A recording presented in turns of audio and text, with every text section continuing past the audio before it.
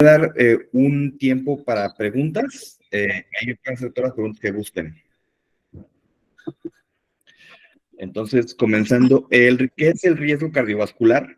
El riesgo cardiovascular es la probabilidad de desarrollar una enfermedad cardiovascular durante un tiempo definido. Es decir, los análisis estadísticos determinan una población, es decir, una cantidad de pacientes y una cantidad de tiempo en la cual se va a evaluar las enfermedades que se producen asociadas a, por ejemplo, diabetes o hipertensión o dislipidemia.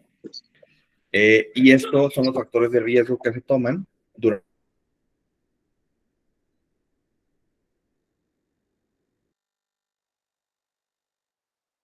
Se perdió el audio. ¿Te escuchas? ¿Quién se fue? ¿Me escuchan ahí? Sí, doctor Carlos, ¿nos escucha? Sí, yo lo escucho muy bien. Ok, de repente lo perdimos. No se fue la imagen. Se Ok, fue la imagen. entonces comenzamos de nuevo.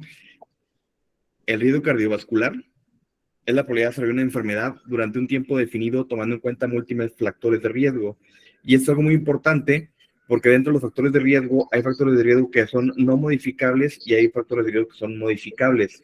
Y la importancia de esto es que dentro de los factores modificables nosotros podemos cambiar la evolución de la enfermedad. Es decir, por ejemplo, tenemos un paciente con una afección la cual es modificable y nosotros mediante un tratamiento farmacológico, es decir, con pastillas o con medicamentos, asociado a una mejoría en su calidad de vida, mejorando el ejercicio y la dieta. Aparte de esto, llevando un plan con una terapia psicológica o una evaluación psicológica, esto puede mejorar mucho la enfermedad en cuestión y esto mejorar el pronóstico o mejorar los síntomas que va a tener a largo plazo. Esto es algo muy importante. ¿Qué es la enfermedad cardiovascular? Esta derivó de la definición anterior. Es un trastorno que afecta al corazón y las arterias y se refiere principalmente a las siguientes enfermedades. Enfermedad coronaria, enfermedad vascular cerebral, es decir, enfermedad dentro de los vasos del cerebro, enfermedad arterial periférica, las arterias que irrigan nuestros vasos y nuestras piernas, y enfermedad en la aorta, que es el vaso o la arteria más grande de nuestro cuerpo. Entonces, los factores de riesgo producen enfermedad en principalmente estas cuatro entidades. ¿Y qué es un factor de riesgo? Es un factor modificable o no que aumenta el riesgo o la susceptibilidad a desarrollar un padecimiento. Este puede ser no modificable o puede ser modificable. El modificable son, por ejemplo, enfermedades, diabetes, un paciente que tiene hipertensión, un paciente que tiene obesidad, sobrepeso, un paciente que tiene un padecimiento el cual puede recibir un tratamiento y mejorar el control o la evolución de la enfermedad. Un factor no modificable sería un factor demográfico, por ejemplo, el género de un paciente, la edad de un paciente, la herencia o genética de un paciente o, pues sí, principalmente la genética de un paciente. Estos factores generalmente no son modificables porque hay factores de riesgo que dependen de, por ejemplo, la edad o dependen, por ejemplo, del género, ¿no? De los factores de riesgo modificables, que es lo que vamos a hablar el día de hoy, vamos a hablar sobre la prediabetes, la hipertensión esencial, que es la hipertensión arterial, la dislipidemia, el sobrepeso, obesidad, tabaquismo y el sedentarismo. Las imágenes que le voy a mostrar es como para darles una idea didáctica de cómo se comporta el factor de riesgo. Vamos a hablar primero de la prediabetes. Entonces, según las guías en las que nos basamos para hacer el diagnóstico de las enfermedades, en este caso la prediabetes y la diabetes, tenemos estas tres imágenes que son una flecha apuntando hacia arriba, y la primera que dice A1C es la hemoglobina glucosilada, la segunda es la glucosa en ayuno, y la tercera es la curva de tolerancia a la glucosa. En este caso, la glucosa postprandial. Entonces, el diagnóstico de la prediabetes se realiza cuando tenemos una hemoglobina glucosilada de igual a o mayor a 5.7% y antes de 6.5%, ¿de acuerdo? En pacientes en los que se evalúa la glucosa en ayuno, es una glucosa en ayuno mayor o igual a 100 y menor a 126. Y cuando se realiza la prueba de tolerancia a la glucosa, una glucosa postprandial posterior a la ingesta de un alimento con una cantidad de glucosa específica sería igual o mayor a 140 con un valor menor a 200. Entonces, bajo estos criterios realizamos el diagnóstico de la prediabetes y podemos observar que los pacientes a partir de la prediabetes ya corresponden, para empezar, corresponden la mayor población de pacientes con alteraciones en la glucosa y esta alteración desde la prediabetes ya predispone a enfermedades cardiovasculares. En esta tabla que podemos observar, lo que nos sirve es, vemos la línea horizontal donde se observa el 0.5, 1 y 2, y donde está el 1 hay una línea vertical hacia arriba. Todo lo que está hacia la derecha significa que produce daño y todo lo que está hacia la izquierda significa que produce como un beneficio o mejora en la enfermedad. Entonces, podemos observar que los pacientes que tienen alteraciones en la glucosa está relacionado a enfermedades, ¿de acuerdo?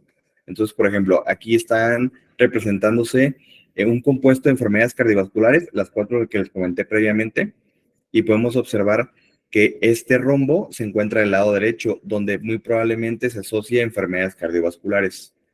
Esto que dice enfermedad coronaria, podemos observar que este rombo también se encuentra del lado derecho, lo que significa estadísticamente que no se asocia a enfermedad coronaria la prediabetes.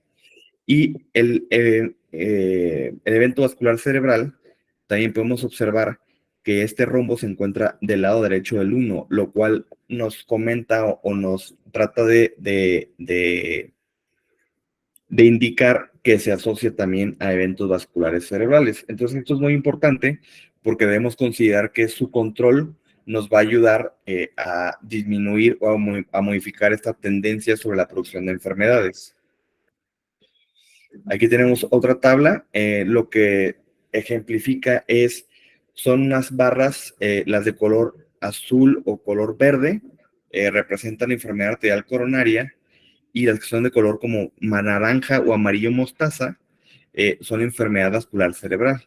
Entonces, ellos marcan aquí como un rango de referencia que es de 5 a 5.4%, y podemos observar que en la última parte de la gráfica, donde están las barras, dice 6.0 y 6.4%, podemos observar que el riesgo de adquirir la enfermedad coronaria o cerebral es mayor que un paciente que tiene una glucosa, hemoglobina glucosilada dentro de rangos de referencia o normales.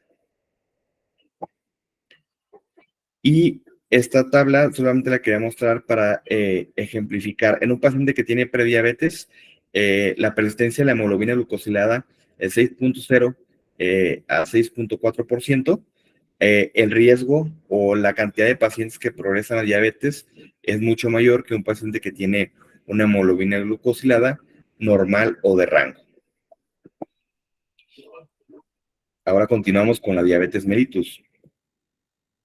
Vamos a observar los mismos triángulos que vimos previamente, solamente que ahora nos vamos a enfocar en la parte del triángulo donde dice diabetes, y vemos que el rango en la hemoglobina glucosilada es igual o mayor a 6.5%, la glucosa en ayuno igual o mayor a 26%, y la curva de tolerancia de glucosa o la glucosa postprandial mayor a 200 miligramos sobre decilitro. Estos son igual criterios diagnósticos para la diabetes. Entonces, algo muy importante que hay que tomar en cuenta de la diabetes es que es una enfermedad progresiva o degenerativa, la cual produce afección principalmente, en muchas partes del organismo, pero uno de sus principales efectos es la aterosclerosis. La aterosclerosis, lo que significa o lo que es esa enfermedad es la formación de placas de colesterol dentro de nuestras arterias, y esto lo que ocasiona es la disminución del calibre de la arteria. Entonces, el flujo de sangre, o sea, de sangre que pasa a través del vaso es mucho menor y más lento. Y esto nos condiciona enfermedades como infartos en el corazón, infartos en el riñón. Es lo que deteriora a nuestro organismo. Entonces, por eso es tan importante llevar un control adecuado de la diabetes, debido a que al llevar un control de la glucosa asociado a todas las demás enfermedades que pueda tener esa persona, la evolución de las complicaciones en sus diferentes sitios como los ojos o en la piel o los nervios, en las neuropatías, por ejemplo, la progresión va a ser menor y más lenta, es decir, va a necesitar pasar más tiempo para que el paciente presente esa complicación. Y otra vez, aquí les pongo unas tablas y lo único que quiero que observen es la comparación de estas tablas es del año 1990 al año 2010. Entonces, lo que ellos quieren que veamos es que con los cambios de los cambios de tratamiento en cuanto a medicamentos, ejercicio, dieta y el control de las enfermedades asociadas a la diabetes, que es lo que ha sucedido con el tiempo, ha mejorado la calidad de vida de los pacientes, ¿de acuerdo? Es decir, entre más arriba se encuentra el punto, significa que el paciente hubo más eventos de enfermedad. Entonces podemos observar que ha ido disminuyendo debido a la mejoría en el tratamiento de las enfermedades, ¿no? En este caso, la diabetes, por ejemplo. Y eso es algo muy favorable, es algo muy bueno. Esta tabla lo que nos habla es, en la diabetes mellitus, el paciente que tiene diabetes mellitus regularmente tiene más factores que solamente la glucosa, en los cuales nos aumentan el riesgo cardiovascular.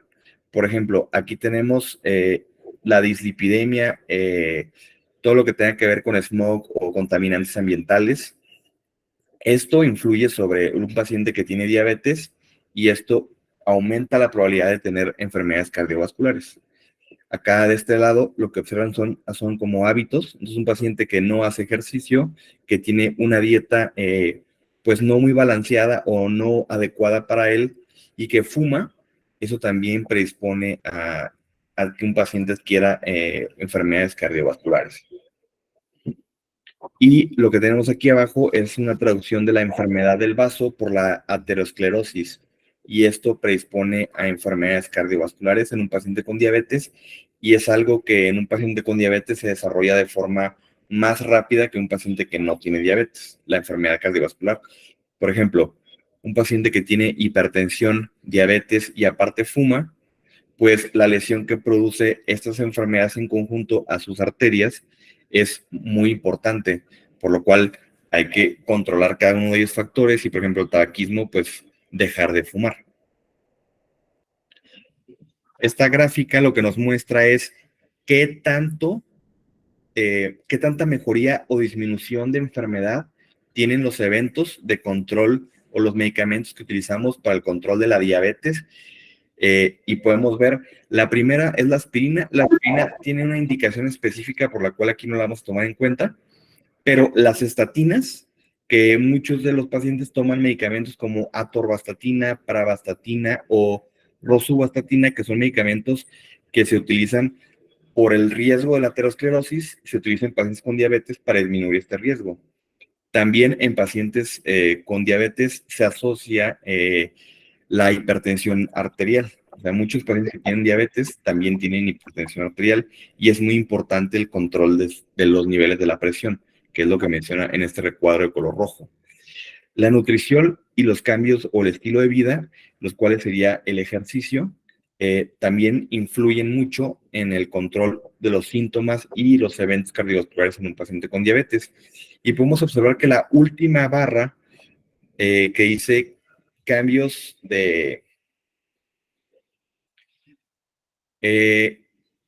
los cambios de higiénico-dietéticos, como sería en este caso la dieta, el ejercicio y el uso de los medicamentos, podemos observar que tiene un gran impacto en los pacientes, ¿de acuerdo? O sea, en disminución de sus síntomas y la disminución de las enfermedades cardiovasculares, lo cual es muy importante.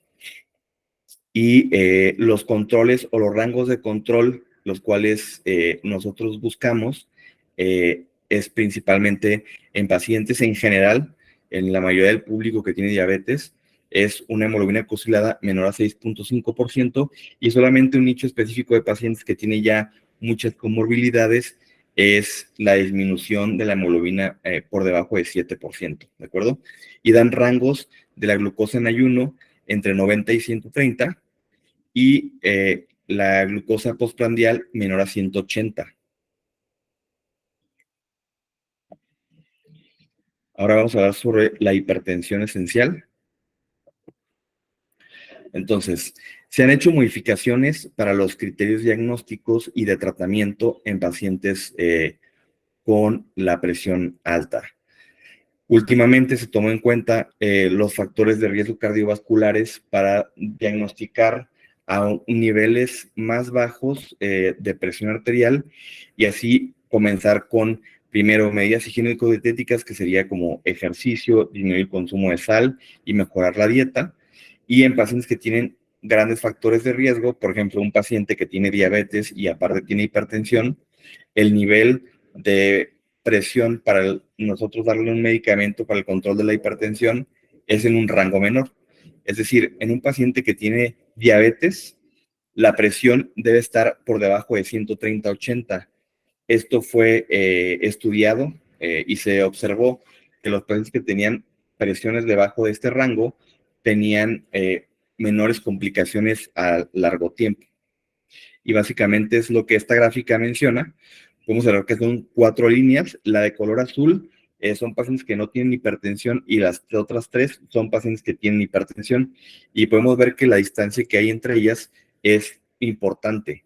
Y esto nos indica que un paciente que tiene diabetes y no tiene hipertensión va a tener menores complicaciones, obviamente la diabetes controlada, que un paciente que tiene diabetes y tiene presión y esa presión o esa hipertensión no está bien controlada. Entonces es algo muy importante que debemos tomar en cuenta. Todas las enfermedades o factores asociados a la diabetes deben estar bien controlados. E igual aquí podemos ver que del lado izquierdo, la línea horizontal, los números, en donde está el 1.0 hay una línea vertical. Todo lo que está del lado izquierdo es benéfico, es decir, lo que estos estudios evaluaron fue el tratamiento con pastillas para el control de la presión arterial y vieron que efectivamente tratar la presión arterial y tenerla controlada mejoraba la calidad de vida y mejoraba los síntomas y la progresión de las enfermedades asociadas a la diabetes. Entonces, es algo muy importante llegar a nuestra meta de presión arterial, menos de 130/80, ¿de acuerdo? Y la dislipidemia, que es una enfermedad asociada a la diabetes y a la hipertensión. Y en este ejemplo, lo único que en este diagrama lo que les quiero mostrar es, podemos observar que la forma tubular es una imagen que representa una arteria y podemos ver que se está formando un área como amarilla. Esta área amarilla es la placa de aterosclerosis. Entonces, con el tiempo, se va disminuyendo el tamaño interno del vaso y es lo que va produciendo enfermedad en diferentes órganos. Entonces, en un paciente que tiene diabetes, se recomienda el uso de estatinas dependiendo del nivel de colesterol que tenga y de los factores de riesgos asociados. Entonces, se ha evaluado diferentes estudios donde el uso de estatinas para la disminución del colesterol y su control mejora mucho la calidad de vida de los pacientes y la disminución de la progresión de enfermedades como es la aterosclerosis. Y las guías o las entidades o sociedades de endocrinología que dictan el tratamiento para los pacientes con diabetes dan las siguientes recomendaciones. En un paciente debe tener un colesterol LDL menor a 100 o menor a 70 o menor a 55, dependiendo de los factores de riesgos asociados. Porque muchas personas les dan el medicamento aunque nunca hayan tenido como tal un diagnóstico de dislipidemia o colesterol alto. Solamente que se ha observado que al controlar el nivel de colesterol mejora o disminuye las enfermedades asociadas a la aterosclerosis. Es por eso que a la mayoría de los pacientes con diabetes, dependiendo de los factores de riesgo o la edad, se les indica un medicamento como atorvastatina o como rosuvastatina o como pravastatina.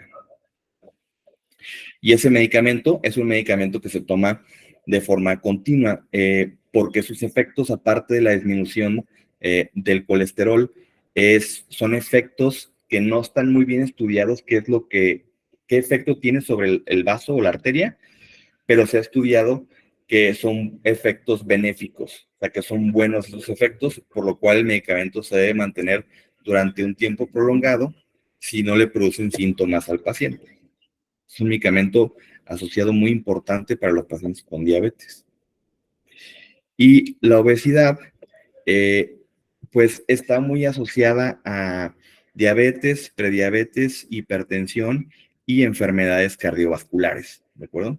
Entonces, solamente mencionar que es muy importante el realizar el ejercicio, y el ejercicio es, aparte de que nos ayuda a mantener la masa muscular, es como un medicamento que nos ayuda a controlar la glucosa. Y aparte de esto, como mejora nuestra resistencia al ejercicio, nos da una sensación de bienestar y nos sentimos mejor todo el día.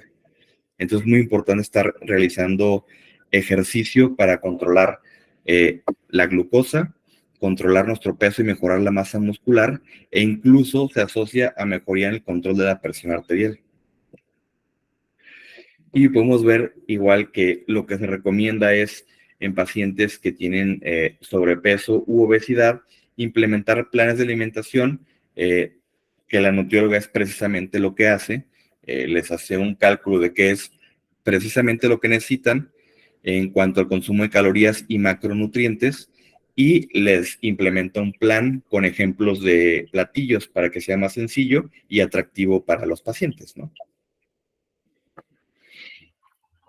Lo que les comentaba del sedentarismo, entonces esta gráfica lo único que ejemplifica es que entre más tiempo el paciente o la persona se la pase sentado y menos ejercicio haga, es más probable que tenga enfermedades, o que las enfermedades que tenga se desarrollen y produzcan más afección a los órganos y más síntomas.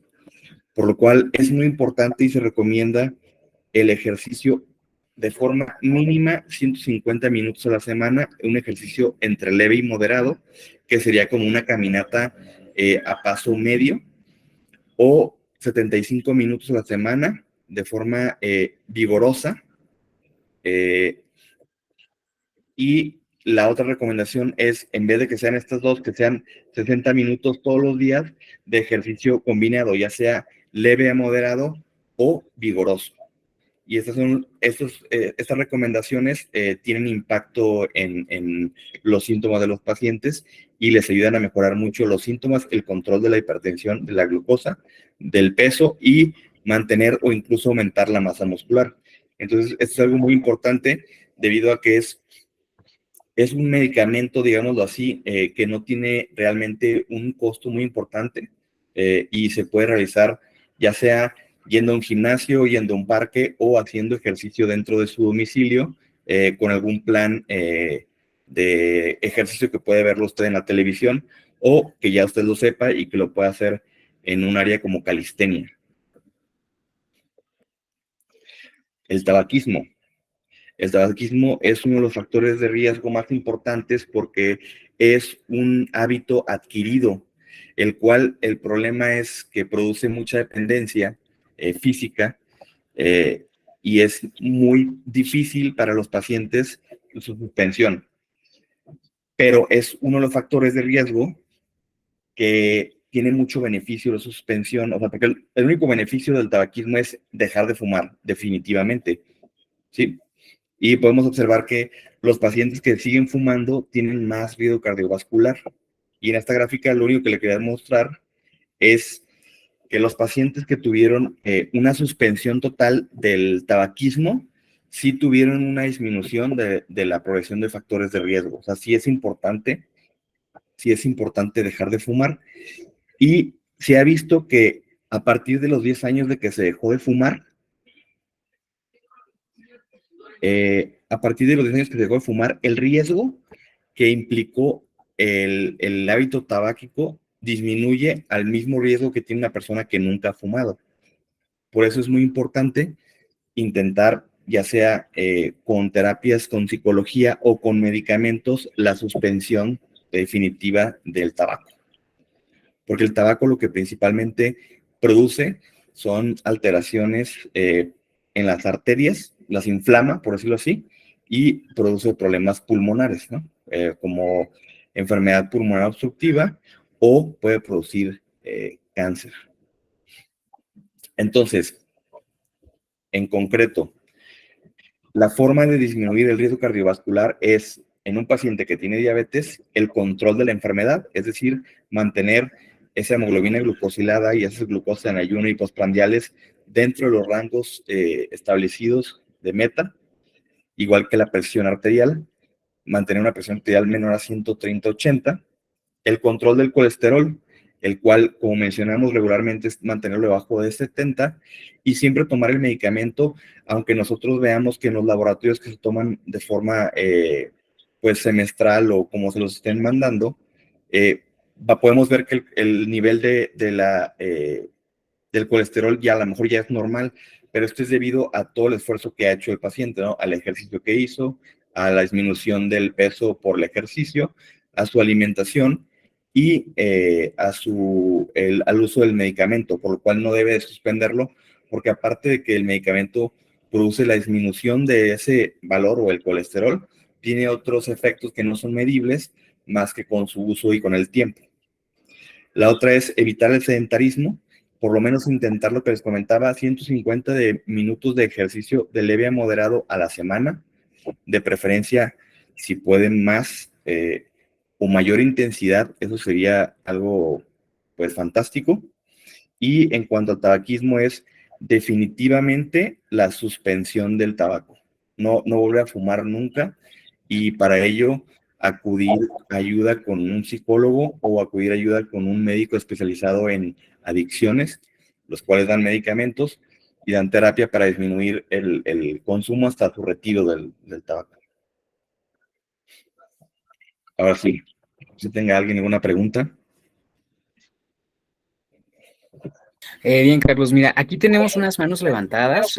Bueno, había levantado la mano anteriormente. Muchas gracias, doctor, por este taller. Leticia Rosas y Julia Landes. No sé si quieran brindarnos sus preguntas. Adelante.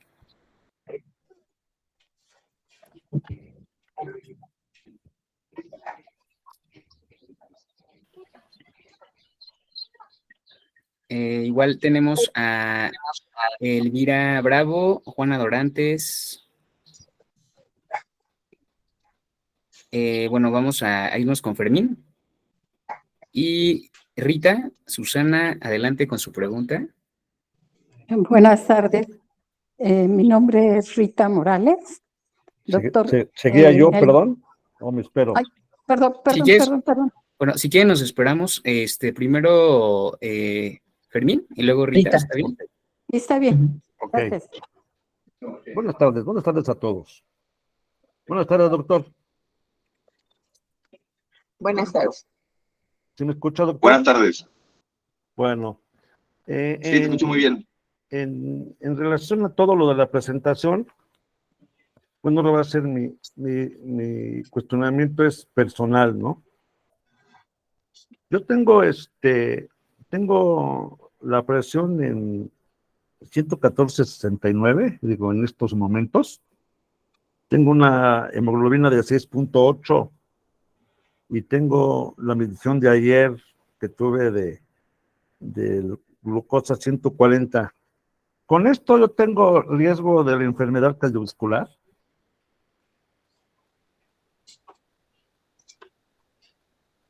Sí. Las personas que tienen enfermedades como la diabetes o la hipertensión, y en general todas las personas tienen un número, tienen un riesgo cardiovascular, solamente dependiendo de la enfermedad y el control que tengan, es la cantidad del riesgo de enfermedad cardiovascular que tengan. No le escuché bien cuando tenía depresión, perdón. Esta no son de tu hermana. 114.79. Sí, 114.79. 6.9. O 6.9 sobre 114. De acuerdo. Perfecto. Bueno, esa presión está perfecta. Su hemoglobina glucosilada Sí. está muy cerca de los rangos de control. Y en general, el control adecuado de sus comorbilidades disminuye, o sea, por ejemplo, de la presión arterial que esté bien, de la dislipidemia que esté bien, esto disminuye la progresión a las enfermedades cardiovasculares, ¿de acuerdo? Por eso es la importancia de que un paciente lleve su seguimiento con su médico, porque el médico va a estar interrogando o le va a estar preguntando sobre síntomas para ver si ha aparecido algún sintomón. Por ejemplo, por eso pedimos que siempre acudan con el oftalmólogo. El oftalmólogo lo que evalúa es la enfermedad que produce la diabetes en las arterias de la retina. Y esto nos da una idea de cómo se encuentran las arterias de sus demás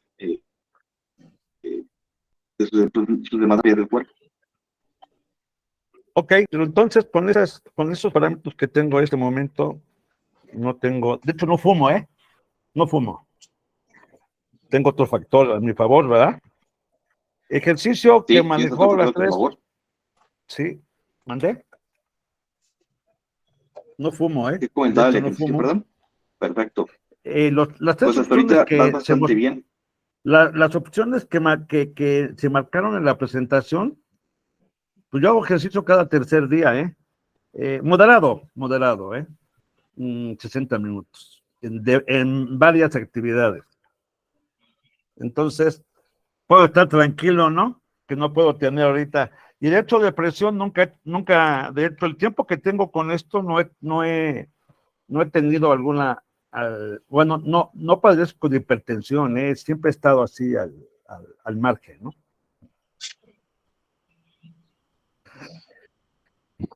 Muy bien, muchas Okay. gracias, Gracias, doctor. Fermín. Esos niveles que manejas están muy bien Sí, y vas bastante bien.